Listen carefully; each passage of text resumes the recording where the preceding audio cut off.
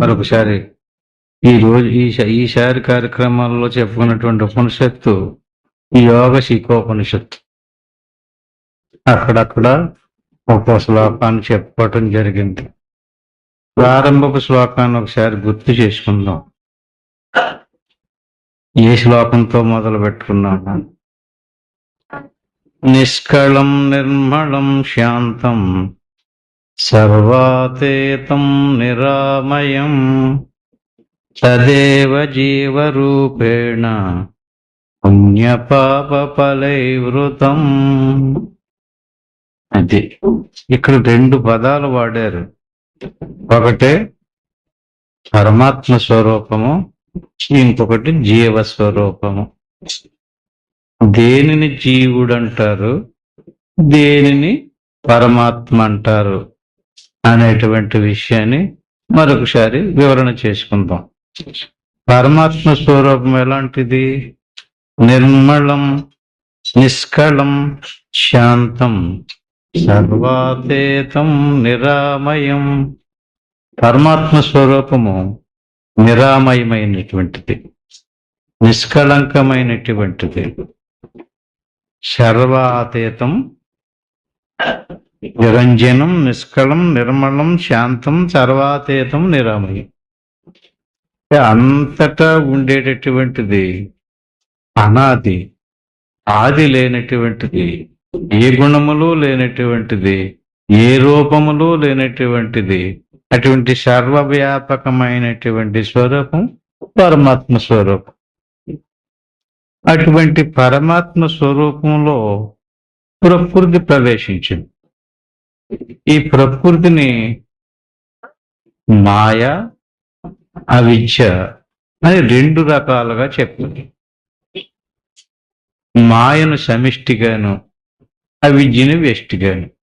అంటే ఇప్పుడు వ్యష్టి, సమిష్టి అని మళ్ళీ రెండు రకాలు.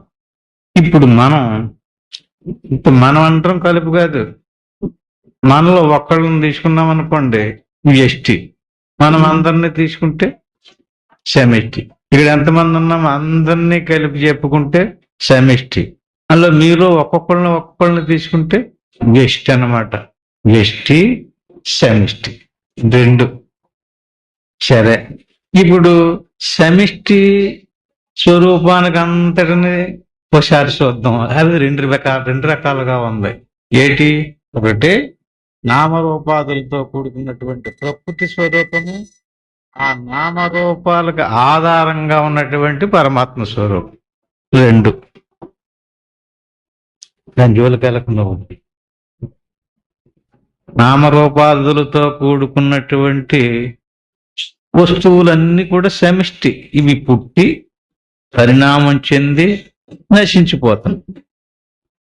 మరి పుట్టి పరిణామం చెంది స్థితి కలిగి నశించిపోయేటటువంటి వస్తుజాలం అంతా ఎందులో ఉంది? పరమాత్మలో ఉంది. పరమాత్మ దీనికి అంతటికీ కూడా ఆధారం. అటువంటి పరమాత్మ స్వరూపం ఈ సమిష్టి మాయతో తాదాత్మ్యం చెందితే దానికి ఈశ్వరుడు అని పేరు. అట్టి మాదిరిగానే ఆ పరమాత్మ స్వరూపమే ఒక వ్యష్టితో తాదాత్మ్యం చెందితే దానికి జీవుడని పేరు. అదే తదేవ జీవ రూపేణ పుణ్యపాప ఫలైవృతం. ఈ రకంగా పరమాత్మే ఈ వ్యష్టి శరీరమే నేననుకుని తాదాత్మ్యం చెందితే జీవుడు అంటారట. ఎప్పుడైతే అతను జీవుడైపోయాడో జీవుడైనటువంటి వాడు ఏం చేస్తాడండి? కర్మలు చేస్తాడు. ఎలాంటి కర్మలు? పుణ్యము, పాపము. పుణ్యము పాపము కర్మలు చేసాడు అనుకోండి, మరి సమిష్టి ఆ పరమాత్మే, సమిష్టితో కూడినటువంటి పరమాత్మ స్వరూపం ఈశ్వరుడు అన్నాం కదా, ఆయన ఏం చేస్తాడండి? ఈ పుణ్య పాపాలకి ఫలాన్ని ఇస్తాడు. ఆ ఫలాన్ని వెష్టి రూపంలో ఉన్నటువంటి జీవుడు అనిపించాడు. అంటే ఫలాన్ని ఇచ్చేవాడు ఈశ్వరుడు, కర్మలు చేసేవాడు జీవుడు. జీవుడు చేసిన కర్మలకి ఫలితాన్ని ఈశ్వరుడు ఇస్తే ఆ ఫలాన్ని జీవుడు అనిపించాడనమాట. ఇంతకి ఇప్పుడు ఎవరండి చెప్పండి? ఒకడే అటు పరమాత్మ రూపంలో ఉన్నాడు, ఇందులో ప్రత్యేగాత్మ రూపంలో ఉన్నాడు. పరమాత్మ సమిష్టిని ఉపాధిగా తీసుకుని కర్మ ఫలాలను ఎత్తున్నాడు. ఆ పరమాత్మే వేష్టిలో ఉండి ప్రత్యేగాత్మ రూపంగా వేష్టి రూపంతో తాదాత్మ్యం చెంది కర్మలు చేసి కర్మ ఫలాలను అనుభవిస్తున్నాడు. అర్థమైంది ఏమన్నా? ఇద్దరు లేరండి, ఒక్కడే. ఏకమేవ అద్వితీయం బ్రహ్మ నేహ నానాస్తి కించన. ఇన్ని లేవు, ఒకటే వస్తువు. అంటే వివిధ రకాలుగా అదే వస్తువు తయారైంది. అంటే ఆ బ్రహ్మములోనే సమస్త జగత్తును ఆ బ్రహ్మమే సృష్టించడం జరిగిందన్నమాట. అలా సృష్టించినటువంటి బ్రహ్మములో ఈ జగత్తు ఆ బ్రహ్మమును మరుగుపరచడం వల్ల జగత్తు చేత మరుగుపరచబడినటువంటి బ్రహ్మమునకు పరమాత్మ, ప్రత్యేగాత్మ అని రెండు పేర్లు వచ్చినాయి. రెండు పేర్లు ఎందుకు వచ్చినాయి? ఒకటే పేరు రావాలి కదా. కానీ ఇక్కడ వస్తువులు రెండు ఉన్నాయి. ఏమిటా రెండు? వెష్టి, సమిష్టి. వెష్టి ఉపాధిగా ఉన్నటువంటి బ్రహ్మమునకు ప్రత్యేగాత్మ, సమిష్టి ఉపాధిగా ఉన్నటువంటి బ్రహ్మమునకు పరమాత్మ. అంటే ఈ ప్రత్యేగాత్మ వెష్టి ఉపాధితో తాదాత్మ్యం చెంది కర్మలు చేస్తే ఆ సమిష్టి ఉపాధితో కూడుకున్న పెద్ద ఆయన ఆ కర్మలకు ఫలితాన్ని ఇస్తే మళ్ళీ ఈయన పుణ్య పాప ఫలేవృతం. ఇప్పుడు ఏం చెయ్యాలంటారు? అంటే ఇప్పుడు ఈ జ్ఞానాన్ని తెలుసుకుని మనం ఏం చెయ్యాలి? మనం ఎవరమో, ఓహో ఇంతకే నేను ఈ శరీరం కాదు, సృష్టించబడింది ఇది.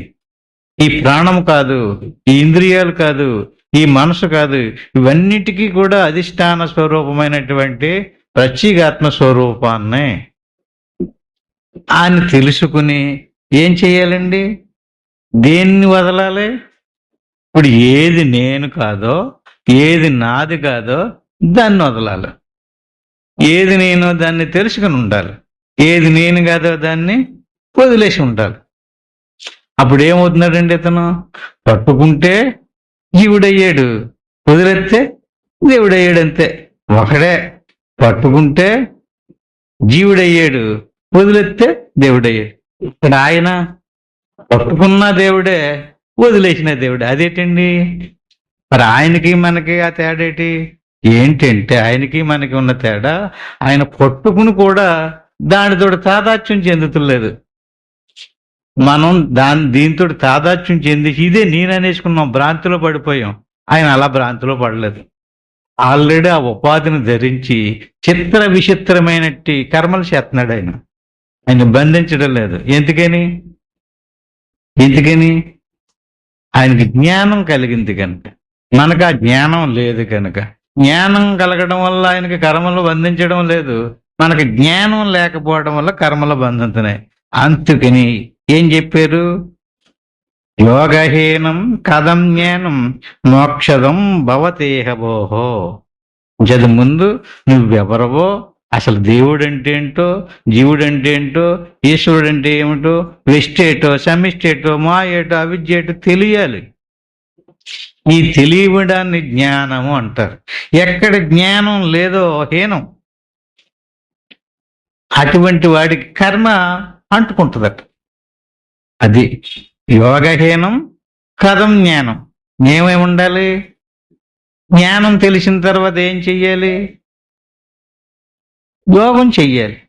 యోగహీనం కథం జ్ఞానం. జ్ఞానము యోగము. యోగహీనం కథం జ్ఞానం. యోగము లేదు, జ్ఞానము లేదు. కర్మలు మాత్రం చేస్తున్నారు. చేసేవాడిని దేవుడే, కానీ కర్మలు బంధింతాయి.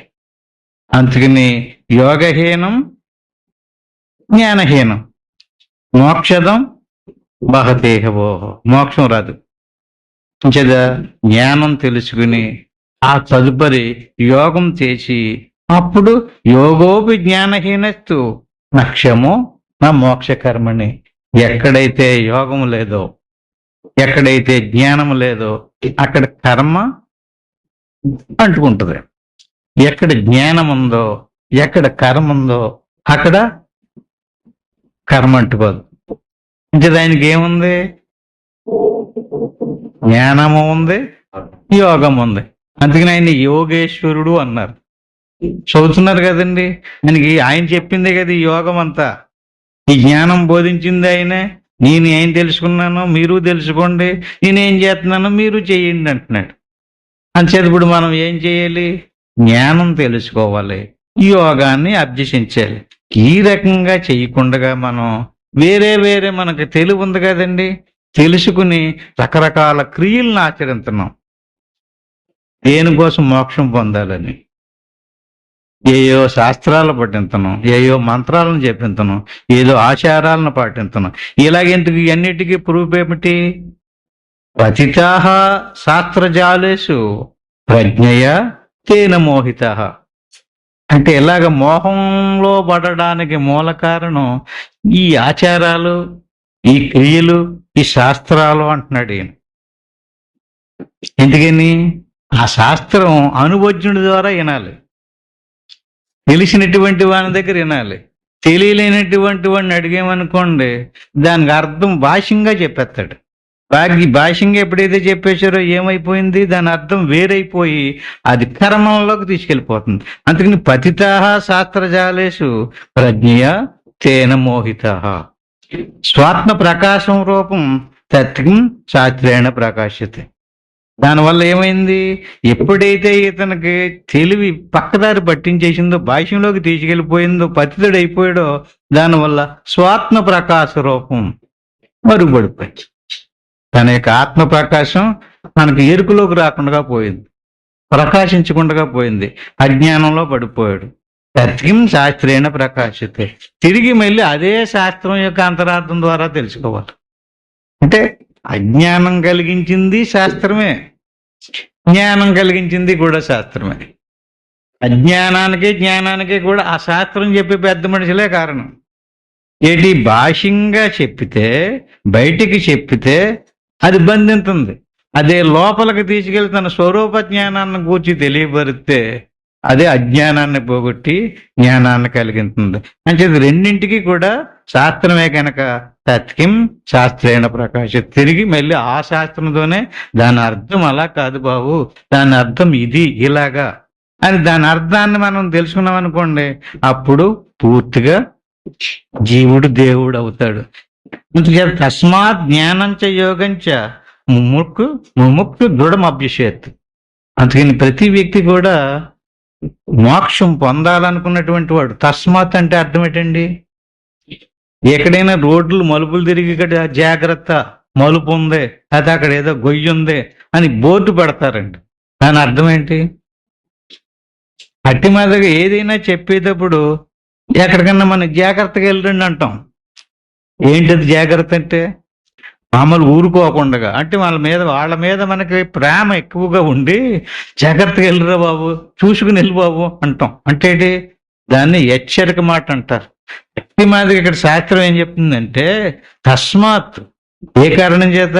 ఇప్పుడు గనక నీవు మానవ జన్మకు వచ్చావు, మానవ జన్మకు వచ్చినటువంటి వాడు జ్ఞానం గురించి, యోగం గురించి వదిలేసి ఎందులోనో పడిపోయి ఏయో చేస్తున్నావు.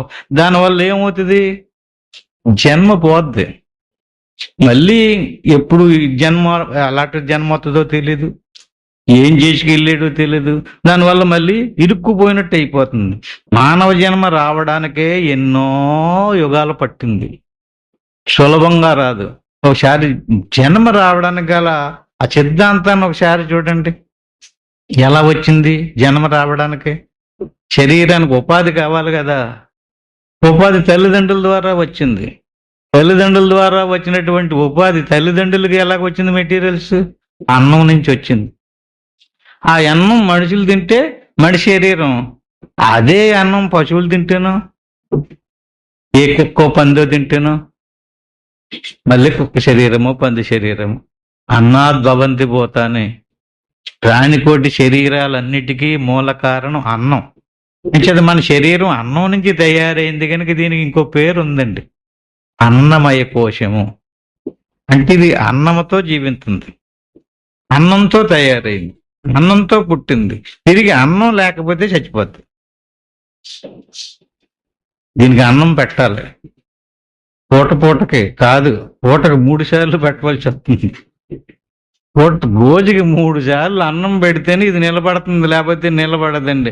మామూలుగా మనుషులు అందరూ బాగానే కనపడుతున్నాం కదండి. ఒక 2 రోజులు అన్నం పెట్టకుండా ఆపు చేస్తే కూడా తెలుసు 2 రోజుల దాకా ఎందుకు అన్నకు బెల్ల బియ్య కొట్టకపోతే ఇక్కడే ఏర్పడిపోయేవాళ్ళు ఉన్నారు. అంచేత అన్నంతోనే జీవిస్తుంది.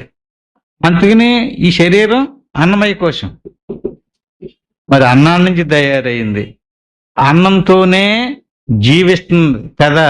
అంచేత మనం అన్నంతో తయారైనటువంటి శరీరం కాదు, ఆ శరీరం తెచ్చుకున్నాం. వాళ్ళతోటి మనకు రుణానుబంధం ఉంది.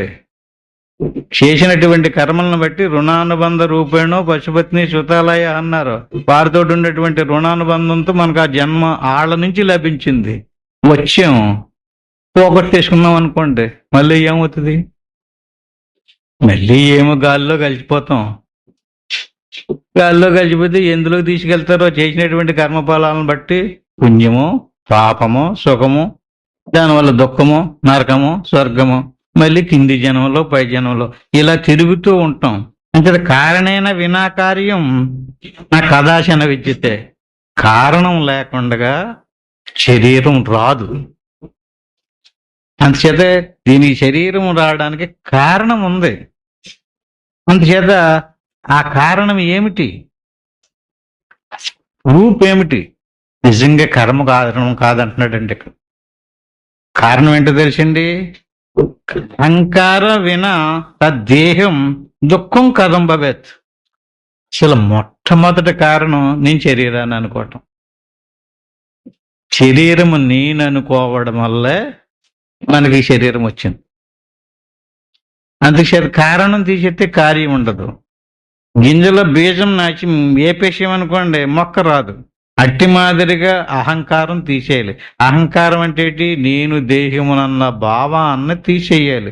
మరి నేను దేహము కాకపోతే ఎవరని? నేను ఆత్మస్వరూపాన్ని, ఆత్మ సర్వవ్యాపి.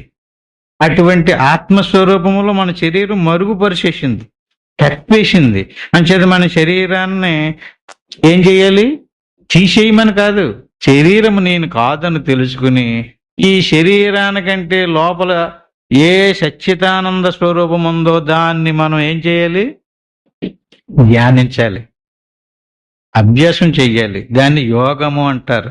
ఆ రకంగా చేస్తే ఏమవుతుందండి? జన్మాంతర సహస్రేషు యదా క్షీణంతు కిల్విషం.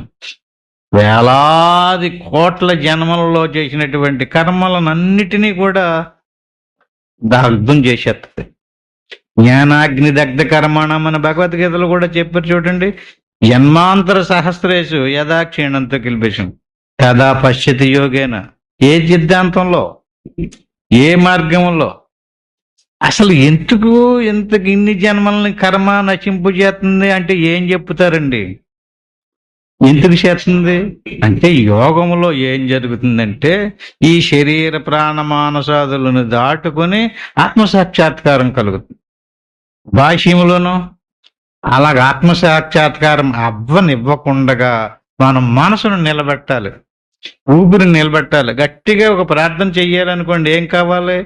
లోపల ఉన్నటువంటి చైతన్యాన్ని కూడగట్టుకుని ఊపిరిని బిగబెట్టుకుని మంత్రం చదవాలి. అంటే ఇప్పుడు బయటికి రావాలి, మన ప్రజ్ఞ బయటికి వచ్చేయాలి. మనం శరీర అవయవాలను ఉపయోగించాలి, కర్మలు చెయ్యాలి, ప్రార్థనలు చెయ్యాలి, మంత్రాలు చదవాలి. అప్పుడు లోపలికి ఎలాగెళ్తున్నాం? సిస్టమ్ ఎలాగుంది? లోపలికి వెళ్ళమని ఉంది. లోపలికి వెళ్ళి చేసే దాంట్లో కర్మ నశిస్తుంది. బయటకు వచ్చి చేసే దాంట్లో కర్మ అంటుకుంటుంది. అదే సీక్రెట్.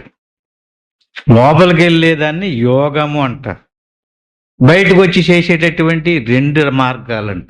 లోపలికి వెళ్ళి చేసే 2 మార్గాలు, బయటకు వచ్చి చేసేటటువంటి 2 మార్గాలు ఇవ్వండి, కర్మ ఉపాసనలు. వీటిని కర్మోపాసనలు అంటారు. ముందుంటాయి ఇవి. ఎక్కడైతే కర్మోపాసనలు చేశారో కర్మోపాసనల వల్ల అంతఃకరణం శుద్ధమవుతుంది, పుణ్యం వస్తుంది, ఈశ్వరానుగ్రహం కలుగుద్ది. ఇప్పుడు మనం చేసేటటువంటి ఆచారాలన్నీ కూడా ఈ కర్మోపాసనలే. కర్మోపాసనల యొక్క ప్రయోజనం చిట్ట చివరికి ఎక్కడికి తీసుకెళ్తుంది? కర్మోపాసనలో కర్మలు ఏర్పడుతున్నాయి, దానికి ఫలం ఏర్పడుతుంది, దానివల్ల స్వర్గము నరకము లేక మనిషి జన్మ ఇంకోటి పశు జన్మ అవుతుంది కర్మ. ఇప్పుడు చెప్పేది ఏంటి? అది మానేయమన్నా చేయమన్నా, కర్మోపాసనలు వదిలేయమన్నా. కర్మోపాసనలు వదిలేయమని చేయమని శాస్త్రం చెప్పదండి. కర్మోపాసనలు ప్రతిపాదించేది కూడా శాస్త్రమే. అందుకు చేత ఇక్కడ చెప్పేది కర్మ నశించడానికి సంబంధించినటువంటి మార్గం చెబుతుంది, అది శాస్త్రమే. నీకు నువ్వే ఎంపిక చేసుకో. నువ్వు జన్మరాహిత్యం అవ్వాలనుకుంటున్నావా, మోక్షం పొందాలనుకుంటున్నావా, మళ్ళీ మళ్ళీ పుట్టుక లేకుండా చేసుకోవాలనుకుంటున్నావా, అయితే ఇలా రా. లేదా నువ్వు మంచి యజ్ఞమో యాగమో చేసి ఏ స్వర్గమో కావాలనుకుంటున్నావా, ఇంకో ఇలాగెళ్ళు. అది శాస్త్రమే చెప్పింది, ఇది శాస్త్రమే చెప్పింది. ఇంచేత ముందు 2 పాదాలు కర్మోపాసన, వెనకాల లోపలికి తీసుకెళ్లే 2 యోగ జ్ఞానాలు. అంచేత యోగములో జ్ఞానములో జన్మాంతర సహస్రేషు అంటే ఎన్ని వేల జన్మల్లో చేసిన కర్మలు అయినప్పటికీ కూడా అది దగ్ధం చేసేస్తుంది. జ్ఞానంలో లోపలికి వెళ్ళి ఈ అనాత్మనంతటిని వదిలేయడం వల్ల ఏమీ లేదండి, మనం నిద్రపోతున్నాం, కల వచ్చింది. కలలో మనకు ఒక శిక్ష, ఏదో నేరం చేసామని చెప్పేసి రాజుభటులు రాజుగారి దగ్గర తీసుకెళ్ళి పెట్టారు. రాజుగారు ఇతన్ని తీసేయమన్నాడండి. అది అక్కడ శిక్ష. అంతే, ఊరంట ఊరేగిస్తున్నారండి. అతన్ని చేతులు కట్టేసి ఇతన్ని ఊరంబడ తిప్పుతున్నారు. అందరూ చిచ్చి చిచ్చి చిచ్చి అని తిడుతున్నారు. అతని కళ అది. అతను లోపల బాధపడిపోతున్నాడండి. ఏంటి నేను ఎంత ఇలా దొరికిపోయినట్టు, ఏం పాపం చేసింది, రాజుగారు నాకు ఉరిచిక్ చేసేసాడని చెప్పేసి బాధపడుతున్నాడు. సరిగ్గా ఊరు కమ్మం దగ్గరకు తీసుకెళ్లారు. ఇంకా అయ్యయ్యో నన్ను ఉరి తీసేస్తున్నాడు, నా భార్య ఏమైపోద్ది, నా పిల్లలు ఏమైపోతారు, నా బతుకేటి ఇలాగైపోయింది, ఇంకా ఏయో పొందాలనుకున్నాను, ఇంకా ఏయో చూడాలనుకున్నాను, ఏయో చేయాలనుకున్నా, ఇలాగ అర్ధాంతరంగా చచ్చిపోతున్నాను ఏంట్రా దేవుడా అని చెప్పి ఏడుతున్నాడండి. ఆలస్యం చేస్తారు, ఎందుకంటే ఉరి తీసేయండి అని కేకలేస్తున్నారండి. ఇలాగ ఎదురు మెలుకొచ్చేసి ఏమైందండి? శిక్ష ఖరారైపోయింది కదా. ఆ శిక్ష వల్ల పొందే దుఃఖమో ఎగిరిపోయింది. ఏమిటి పోతా? ఆ భయము పోయింది, బాధ పోయింది, ఏడుపు పోయింది, శిక్ష పోయింది, మొత్తం అన్నీ పోయినాయి కదండి. ఎక్కడా మెలుపు రాకపోతేనా అవి అమలు జరిగిపోతాయి, మెలుపు వస్తేనా లేదు, అన్ని రద్దయిపోయింది. అంచేత జ్ఞానం మేలుకొల్పటమే. ఇంతకి చిత్రంగా ఏదో కాదండి, మీరు ఇది కాదు, మీకు మేలుకొల్పటం. మీరు ఈ అవస్థలో నుంచి ఇంకొక అవస్థలోకి రండి, ఈ స్థితిలో నుంచి ఇంకో స్థితిలోకి రండి. ఇది ఈశ్వర సృష్టి. వీళ్ళందరినీ రకరకాలుగా సృష్టించింది ఈశ్వరుడు. ఒకరి పోలికి ఒకరికి రాలేదు, ఒకరి గుణం ఒకరికి రాలేదు, ఎవరి ఆలోచనలు వాళ్ళయే, ఎవరి స్వభావం వాళ్ళదే. ఇన్ని చిత్ర విచిత్రమైనటువంటి అన్ని కూడా ఈశ్వర సృష్టి. మరి ఈ అవస్థ నుంచి కొంచెం లోపలికి వెళ్ళండి, ఇంకొక అవస్థలోకి వెళ్ళండి, ఈ వ్యవస్థ అంతా రద్దయిపోయింది. కొన్ని కళలో నుంచి నిద్రలోకి వెళ్ళండి, కళ పోయింది. అట్టి మాదిరిగే మనం ఇదంతా నిజమనేసుకుని దీన్ని పట్టుకుని అయ్యో నేను ఇలాగైపోయాను, అయ్యో నేను అలాగైపోయాను అని చెప్పేసి బాధపడుతున్నాం. మనం అందరం కూడా జనన మరణాలు లేనటువంటి సచ్చిదానంద స్వరూపులం. పరమాత్మ, సాక్షాత్తు పరమాత్మ స్వరూపమే. కానీ మన ఉపాధి పాడు చేసేసింది, మన ఉపాధి మరుగుపరిచేసింది, ఆ చైతన్యాన్ని కప్పేసింది. కప్పేయటం వల్ల ఈ శరీరమే నేను అనుకుని భ్రాంతిలో పడిపోయాం. అందుచేత తిరిగి మళ్ళీ మన జ్ఞానం కలిగిందనుకోండి, కర్మలన్నీ నశించిపోయినాయండి. మరి కర్మలన్నీ నశించిపోయినాయి కదా, మళ్ళీ మేము మేలుకున్నాం కదా, మేలుకున్నాక మళ్ళీ కర్మలు చేస్తాం కదా, దాని మాట ఏంటి? అది మళ్ళీ ప్రశ్న. ఇప్పటిదాకా ఈ జన్మాంతర సహస్రేషం మొత్తం అంతా పోయింది, బాగానే ఉంది, సంతోషమే. కానీ మేము అక్కడ చోట ఆగుతలేదు. మళ్ళీ మెలకు వచ్చిన తర్వాత మళ్ళీ యథాగా ఎవరు చేయాల్సినటువంటి పనుల్లో వాళ్ళు నిమగ్నం అయిపోయి కర్మలు చేస్తున్నాం కదా, మరి ఆటల మాట ఏంటి? అవి సంసారోచ్ఛేదన మహత్తు. కర్మలు అంటుకోవు. ఇంకా కర్మ అంటుకుంటేనే సంసారంలో ప్రవేశపడదు. అది పోయింది, ఇది అంటుకోదు. అది ఎలాగంటే ఇప్పుడు ఒక కాగితాన్ని తీసుకోండి, మీరు గాలి లేని చోట్లు గదిలో తలుపులు కిటికీలు వేసేసి ఒక అగ్గిపుల్ల గీయండి, రైతుని చేసి చూడండి. ఎలాగున్న అలా పడుకోబెట్టిన కాగితం, ఎలాగున్న కాగితం గాలి లేకపోతే అలా కాలిపోయి అలా పడుకుంటూ పోతుంది. మీరు ప్రయత్నం చేయండి, అక్షరాలు పాడవో. తిరిగి ఆ కాగితం మీద ఉన్న అక్షరాలు మామూలుగా చదవచ్చు, పట్టుకుని కాదు. పట్టుకుని చదువుతారనుకున్నారనుకోండి, చేతికి రాదు. ఏదన్నా పొట్లం కడదారనుకున్నారనుకోండి, ఆ కాగితం బాగానే ఉందని ఉపయోగపడదు. కానీ కాగితం మాత్రం చదువుకోవడానికి ఉపయోగపడదు. కాగితంలాగే కనబడద్దు, చెరిగిపోలేదు, గాలి వేయలేదు, ఎలా ఉన్నది అలా ఉంది, సేమ్ అలా ఉంటుందట.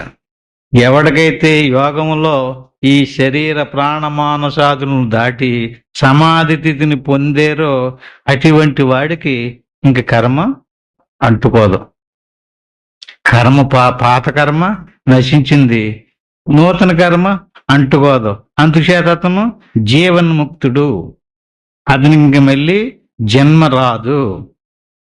ఈ రకంగా అద్భుతమైనటువంటి స్థితిని, ఈ రకంగా అనేకమైనటువంటి స్వల్పం అభ్యంతరం కృత్వ జీవాత్మ పరమాత్మనోహో.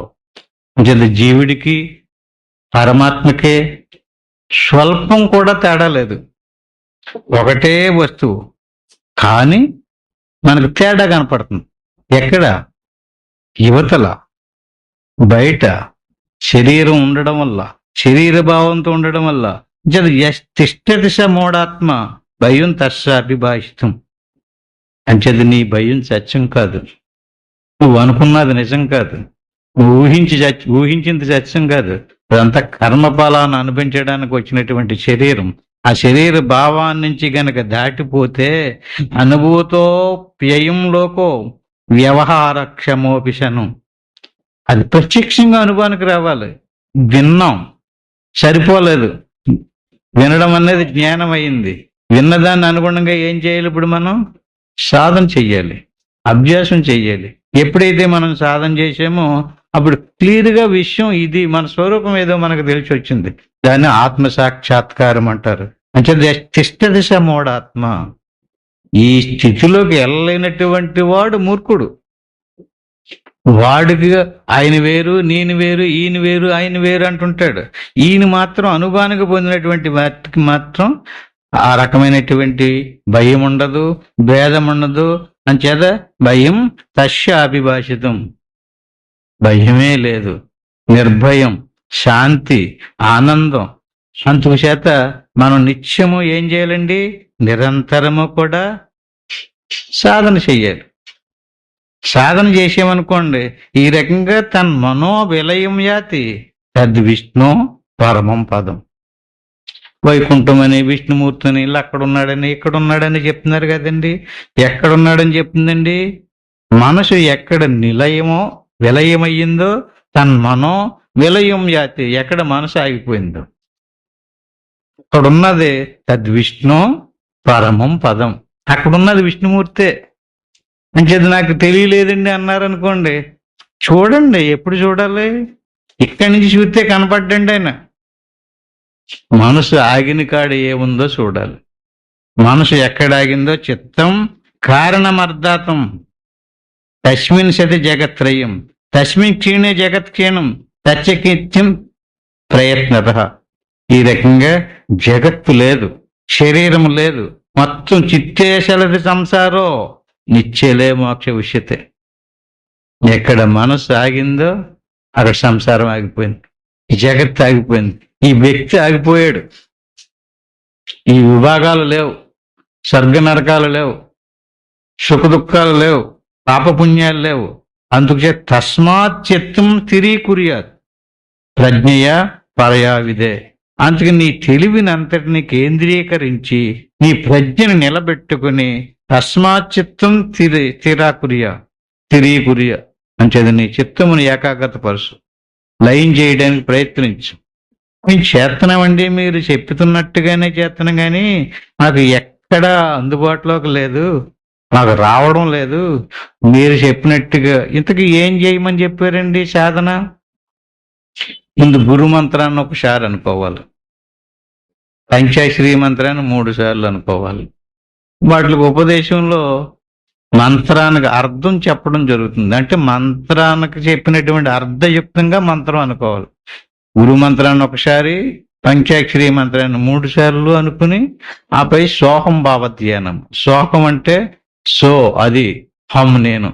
ఈ శరీర ప్రాణ మానసాదులకి లోపల ఉప్పుగా సాగు పరిణామము లేనటువంటి ఏ చైతన్యం ఉందో ఆత్మస్వరూపమే నేను అనేటువంటి భావనతో ధ్యానం చెయ్యాలి. ఆ రకంగా మనకు శ్వాసను గమనిస్తూ ఉండాలి. లోపలికి వెళ్ళేటటువంటి శ్వాసకి సో అని, బయటకు వచ్చేటటువంటి శ్వాసకి హమ్మని పేరు. ఆ శ్వాసను గమనించమన్నాం అనుకోండి, శ్వాస మీద మనసు పెట్టినప్పుడు క్షణం ఉంటుంది. అంతట్లోనే కోతి ఎక్కడికో గంతులేసి పారిపోయినట్టుగా మనసు మళ్ళీ ఏదో విషయం మీదకి వెళ్ళిపోతుంది, ఏకాగ్రత అవ్వడం లేదు. మళ్ళీ తీసుకొచ్చి పెడుతున్నాం, మళ్ళీ దాటిపోతుంది. దీనికి ఒక చిన్న కథ చెప్పారండి శాస్త్రంలోనే, దాన్ని గుర్తు చేసుకున్నాం ఈ సందర్భంగా. ఒక ఆయన బాగా ఆస్తిపరుడు, చాలా పొలం ఉందటండి. ఎంతమంది మనుషులను పెట్టి పనులు చేయించుకున్నా సరే అవన్నీ పనులు తెములుతులేదు. అతను 100 ఎకరాలు ఉన్నాయి. ఎంతమందిని పెట్టినప్పటికీ శుభ్రంగా అవుతులేదు. ఎప్పుడు అతనికి మనశ్శాంతి ఉండలేదు, కుదురు ఉండలేదు అట్టండి. అలాంటి అస్వామి గురువు గారి దగ్గర ఉపదేశం ఇమ్మని వెళ్ళాడు. ఉపదేశం ఇమ్మనంటే నువ్వెవరు వేడి ఇది సంగతి అన్నాడు. నీకు ఉపదేశం దేనికి? ఎందుకంటే నాకు మనశ్శాంతి లేదు. ఎందుకు మనశ్శాంతి లేదు? పన్నుడు బాగా పనిచేస్తలేదు, జీతాలు పట్టుకుపోతున్నారు, కానీ ఎక్కడ పనులు అక్కడే ఉండిపోతున్నాయి, అసలు మనశ్శాంతి లేదు, రోజు అదే బాధ. ఇప్పుడు నువ్వు ఉపదేశం దేనికి? వాళ్ళందరినీ ఎలా కంట్రోల్ చేయాలో నేను కొంచెం నా శక్తిని సంపాదించుకుని వాళ్ళందరి చేత పనులు చేయించడం కోసం, ముక్తి కోసం కాదు. అలాంటి ఉపదేశాలు మా దగ్గర ఉండవులే బాబు, ఇంకోసారి రమ్మన్నాడు. కానీ వెళ్ళినప్పుడల్లా అదే అడుగుతున్నాడట. అసలు నీ గొడవ ఏంటయ్యా చెప్పు. ఏంటంటే నాకు శీఘ్రంగా క్షణంలో అన్ని పనులు అయిపోయి ఇలాంటి ఏదైనా మంత్రం ఉంటే ఇవ్వండి అన్నాడట. అలాంటి మంత్రాలు ప్రమాదకరం, అలాంటి మంత్రాలను అలా ఉపయోగించకూడదు. అసలు ఉన్నాయండి మంత్రాలు మాత్రం బోల్డ్ ఉన్నాయి, కానీ అవి మంచికి ఉపయోగపడవయ్యాయి, మోక్షానికే ప్రయత్నం చేయాలి అంటే అలాంటిది ఏదన్నా ఉంటే శక్తిని పుట్టించి నా పనులన్నీ పూర్తి చేసేలాగా ఆ శక్తిని నాకు అప్పచెప్పండి బాబు. అలాంటి శక్తిని నీకు ఇచ్చేయమనుకో, అది రేపు పొద్దున్న దానికి పని చెప్పకపోతే నిన్ను తినేస్తుంది అన్నాడట. ఊరుకోండి, ఎంత ఎర్రి బాగులు మాట్లాడారు. ఈయన పని చెప్పకపోవటమా? అలాంటి శక్తులు మీరు నాకు 1 ఇవ్వండి, అన్నిటికీ పని చెప్పేస్తాను అన్నాడట. ఒక్కదానికి చెప్పితే చాలయ్య బాబు, నువ్వు చెప్పలేవు అన్నాడట. మీకేమి డౌట్ పడకుండా, మీరు ఏం భయపడక్కర్లేదు, మీరు ఎలాగోలాగా నాకు ఆ శక్తిని సృష్టించి ఇవ్వమన్నాడటండి. గురువు గారు పాపం అతను ఏదో మంత్రసిద్ధితో ఒక శక్తిని పుట్టించి ఇదిగో తీసుకుపోవే నీకు కూడా, అయితే దీనికి మాత్రం ఒక షరతు ఉంది, నువ్వు నిత్యము పని చెప్పాలి. ఎప్పుడు పని చెప్పకపోతే అప్పుడు నిన్ను మింగెత్తది. అది జాతగా చూసుకో. ఏం చాలా అదృష్టవంతుండండి, చాలా ధన్యాత్ముండి, మీకు చాలా నీకు రుణపడిపోయానని చెప్పేసి 14 సార్లు నమస్కారం పెట్టి ఆ శక్తిని కూడా తీసిపోయాడు. వెళ్ళిందండి, తీసుకుని వచ్చాడండి ఇంటికి. నాకు పని అంటుందండి. పని అనేటప్పటికి ఏ పని చెప్పినా సరే క్షణంలో చేసేస్తుందటండి. ఏ పని చెప్పండి, చేను దున్నాలి అయిపోయింది, కొయ్యాలి అయిపోయింది, కుప్ప నూరసాలి అయిపోయింది, ఇంక ఎక్కడికైనా వెళ్ళాలి క్షణంలో వెళ్ళి వచ్చేస్తుంది. ఏ పని చెప్పినా సరే మొత్తం మీద ఇతనికి ఎన్నో సంవత్సరాల మట్టి తరగలేనటువంటి పనులన్నీ కూడా మొత్తం కొద్ది క్షణాల్లో పూర్తి చేసి పెడచిందండి. ఏంటి ఇప్పుడుకో ఎన్నో అవుతుంది, ఎంత ఏదో సంతోషం కొలది వెళ్ళాడండి. అక్కడి నుంచి పని పని పని పని పని చెప్తున్నాడు అతను. అన్ని టకటకటక క్షణాల మట్ట పనులన్నీ పూర్తి చేసేస్తుంది. పూర్తి చేసేవాడికి ఇతను కంగారు పట్టుకుందండి. ఇదే ఇలా చేసేస్తుంటే ఎక్కడి తెచ్చిపెట్టం పని అని. మొత్తం అన్ని పనులు అయిపోయినాయి, ఇంకా ఏ పని లేదు. ఏటి పని? అక్కడి నుంచి భయం పట్టుకుంది. పని చెప్పకపోతే తినేస్తానని నా గురువు గారితో చెప్పాను, అందుచేత నువ్వు నిన్ను మింగేవలసి వస్తుంది అన్నాడండి. గురువు గారి దగ్గర పరిగెట్టాడండి. బాబు ఇదేంటండి మీరు చెప్పింది నమ్మలేదు, నేను అజ్ఞాన్ని, తెలుగు తక్కువని, అందుచేత నన్ను క్షమించండి, ఈ దీనికి తీసేసుకోండి బాబు, నాకు అక్కర్లేదన్నాడు. నేను ముందే చెప్పానయ్యా, ఇవ్వటమే కానీ ఇచ్చుకోవటం ఉండదు, అదేదో ఆ సాధక బాధలన్నీ నువ్వే పడాలన్నాడట. అది భరించలేనండి బాబు, లేకపోతే నేను వెళ్ళిపోవాలి, నన్ను మింగేస్తానంటుందంటే అప్పుడు గురువు గారు బాగా ఆలోచించి ఓ పని చెయ్యి అని చెవులో ఏదో చెప్పాడనమాట. సరే ఇంటికెడతగా నీకు పని చెప్తానని ఇంటికి తీసుకొచ్చాడటమాట. ఇంటికి తీసుకొచ్చాడటండి. తీసుకొచ్చి ఒక పెద్ద రాట స్తంభం ఒకటి తెచ్చి పాతమన్నాడట. వెంటనే క్షణంలో స్తంభం తెచ్చి పాతింది. అక్కడ ఎక్కమన్నాడట. ఎక్కింది. ఏం చేయను? దిగు. దిగింది. ఏం చేయను? మళ్ళీ ఎక్కు, మళ్ళీ దిగు, మళ్ళీ ఎక్కు, మళ్ళీ దిగు, అంతే. ఆ రకంగా నాకు ఏదైనా పని వచ్చినప్పుడు కేకెత్తాను, నాకు ఏ పని లేనప్పుడు మాత్రం నువ్వు ఈ స్తంభం ఎక్కి దిగుతా ఉండు. ఇది అండి ఆ బట్ని ఇతనికి హాయిగా సుఖంగా ధైర్యం వచ్చింది. ఇది మాత్రం ఎక్కుతుంది. ఓ 10-15 సార్లు ఎక్కింది, తీసుకొచ్చింది. ఇది కనిపించకూడదని మాయమైపోయిందట. ఈ కథ దేనికి చెప్పారు అనుకుంటున్నారు? ఆ స్తంభం ఏదో కాదండి, శ్వాస. భూతం ఏదో కాదండి, మనసు. మీరు అనుకుంటున్నారు పాపం, మనం అందరం అనుకునే మనసు కాదది, భూతం. మనం బతిమాలి ఈశ్వరుడిని ఆ భూతాన్ని ఇమ్మని కోరాం. అది నిత్యము ప్రతి మనిషిని దులిసేస్తుంది. ఎవరికీ మనశ్శాంతి లేదు, ఎవరికీ సుఖం ఉండవదు. ఎవరికి మనసు ఉందో ఏదో పాట పడతా, మనసున్న మనిషికి సుఖము లేదంటే. ఎవడికి మనసు ఉందో వాడికి ఏం లేదు, సుఖం ఉండదు ఇంకా. అందుచేత ఇప్పుడు మనసుకి వల్ల చిక్కుకున్న మనం అందరం కూడా మనసు మాయలో పడిపోయాం. మనసును జయించాలంటే దానికి ఏంటండి ఉపాయం? మీరు బ్రహ్మాండంగా చెప్పారండి. నేను శరీరం కాదు, ఇది కాదు, అది కాదు, ఆత్మ అనుకోమన్నారు. అనుకోమంటే అనుకున్నంత మాత్రం చేత నాకు అది ఏమీ కలగడం లేదండి, మనసు ఆగడం లేదండి. మనసు ఆగుతులేదన్నప్పుడు చెప్పిన ఉపాయమే శ్వాస. అక్కడ 12 గజాలు స్తంభం పాతించాడు, ఇది ఇక్కడ 12 అంగుళాలు శ్వాస.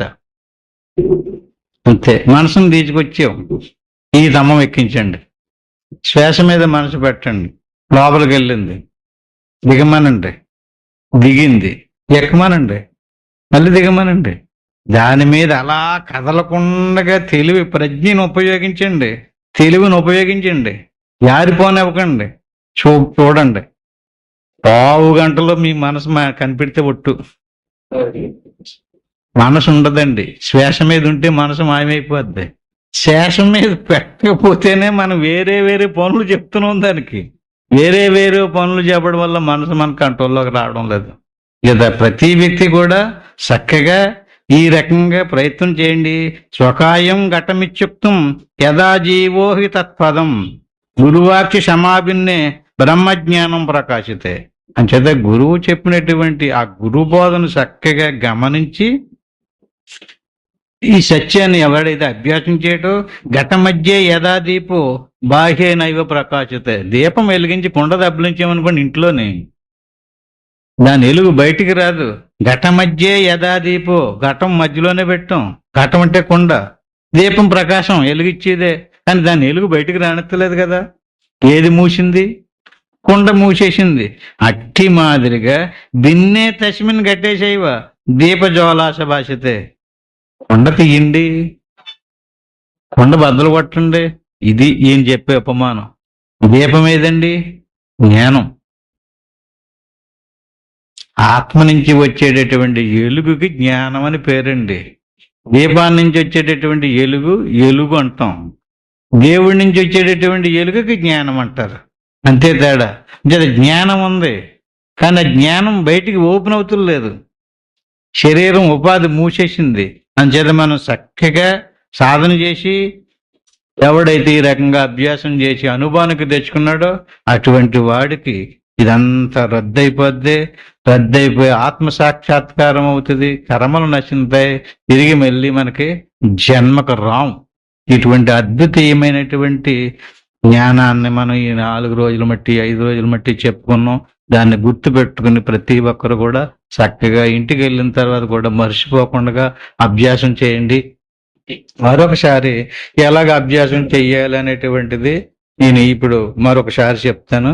ఇంకా ఇప్పుడు ఎలా కూర్చున్నామో అలా ప్రశాంతంగా కూర్చోండి. ప్రశాంతంగా కూర్చుని ఏమనుకోవాలి? గురురు బ్రహ్మ, గురురు విష్ణు, గురురేవ మహేశ్వర, గురువు సాక్షాత్తు పరబ్రహ్మ, తస్మే శ్రీ గురవే నమః. దీన్ని గురు మంత్రం అంటారు. దీన్ని ఒక్కసారి అనుకోవాలి. ఓం నమ శివాయ. దీన్ని పంచాక్షరి మంత్రం అంటారు. దీన్ని 3 సార్లు అనుకోవాలి. అంతే, ఇంకేమి అనుకునేది ఏమీ లేదు. కష్టం కాదు. ఏ ఎక్కువ మంత్రాలు చదవక్కర్లేదు, ఏ పూజలు లేవు, ఏమీ లేవు. ఊరికే గురు మంత్రాన్ని ఒకసారి, పంచాక్షరి మంత్రాన్ని 3 సార్లు అనుకుని ఆ పైన ఏమి అనుకోకుండా సోహం భావేన పూజేది. అంటే వస్తూ పోతూ ఉండేటటువంటి శ్వాసను గమనిస్తూ ఉండడమే. ఇలా కూర్చుని శ్వాస లోపలికి వెళ్తుంది, బయటకు వస్తుంది, లోపలికి వెళ్తుంది, బయటకు వస్తుంది. దాన్ని మనం పేల్చకూడదు, వదలకూడదు, ఆపు చేయడానికి ప్రయత్నించకూడదు. అది సాగుతుంది. దాన్ని అలా తటస్థంగా మనం అలా చూస్తూ ఉండాలి. ఆ లోపలికి బయటికి వస్తూ పోతూ ఉండేటటువంటి శ్వాసను అలా గమనిస్తూ ఉండండి. అంతే మీరు చేసే పని. అలా ప్రయత్నించండి. అలా చేయగా మనసు ఎప్పుడైతే ఏకాగ్రత అవుతుందో, ఏకాగ్రత అయ్యే కొలది శ్వాస తగ్గిపోతుంటది. శ్వాస తగ్గిపోయే కొలది మనసు తగ్గిపోతుంటది. శ్వాస మనసు కొంతసేపటికి మొత్తం తగ్గిపోతుంది. అది మీరు స్వయంగా అనుభవపూర్వకంగా చూస్తారు మీరు చేసేటటువంటి అభ్యాసాన్ని బట్టి. ఎప్పుడైతే శ్వాస మనసు ఆగిపోయిందో అప్పుడు శరీరం జడమైపోద్ది. అప్పుడు శరీరం లేదు, ప్రాణం లేదు, మనసు లేదు. అప్పుడు ఉన్న స్వరూపం ఆత్మ. తద్విష్ణు పరమం పదం ఇప్పుడే చెప్పుకున్నాం. అదే సాక్షాత్తు పరమ విష్ణువు యొక్క స్థానం. అదే మన స్వరూపం. అదే నేను. సోహం అదే నేను. ఆ జ్ఞానంలో, ఆ జ్ఞానం ఎవరికి కలిగిందో వాడికి కర్మలు అంటుకోవు, కర్మలు నశిస్తాయి. చాలా సులభమైనటువంటి సుఖకరమైనటువంటిది. ఎవరు నియమిత కర్మలను వాళ్ళు చక్కగా చక్కబెట్టుకుంటూ, ఎవరు సంసారాన్ని వాళ్ళు చక్కబెట్టుకుంటూ అవకాశం దొరికినప్పుడల్లా ఉదయమే లేచి మీ కాలకృత్యాలు తీర్చుకుని స్నానం చేసి, మీకు దేవుడి మందిరం ఉంటే అందులో దేవుడు ఎదురుగుండగా ఒక అగరపుల్ల వెలిగించండి, ప్రశాంతంగా ఎలా కూర్చోండి. మీ పూజలు మామూలుగా చేసుకోండి, ఏమీ ఆపుకోవాల్సినటువంటి పని లేదు. దీని తర్వాత ఖాళీ సమయంలో ఇలాగ అభ్యాసం చేయండి. ఎప్పుడెప్పుడు అవకాశం అయితే అప్పుడప్పుడు అలాగ అవకాశం ఉపయోగించుకోండి. అలాగే రాత్రి పడుకోబోయేటప్పుడు కూడా చక్కగా అలా శ్వాసను గమనిస్తూ పడుకుని నిద్రపోండి. బ్రహ్మాండమైనటువంటి పిశాచి నిద్రపోయి యోగ నిద్రలోకి వెళ్తాం. ఇప్పుడు నేను ఓం అనేంత వరకు అందరూ కూడా గురు మంత్రాన్ని ఒకసారి, పంచాక్షరి మంత్రాన్ని 3 సార్లు అనుకుని ఆ పైన ఏమి అనుకోకుండా అలా శ్వాసను గమనిస్తూ ఉండండి. ఇంటికి వెళ్ళిన తర్వాత ఎవరెవరికి ఎంతంత అవకాశం ఉంటే అంతా ప్రయత్నం చేద్దరు. కానీ ఇప్పుడు నేను ఓం అనేదాకా అలా శ్వాసను గమనిస్తూ ఉండండి. ఓం తత్సత్.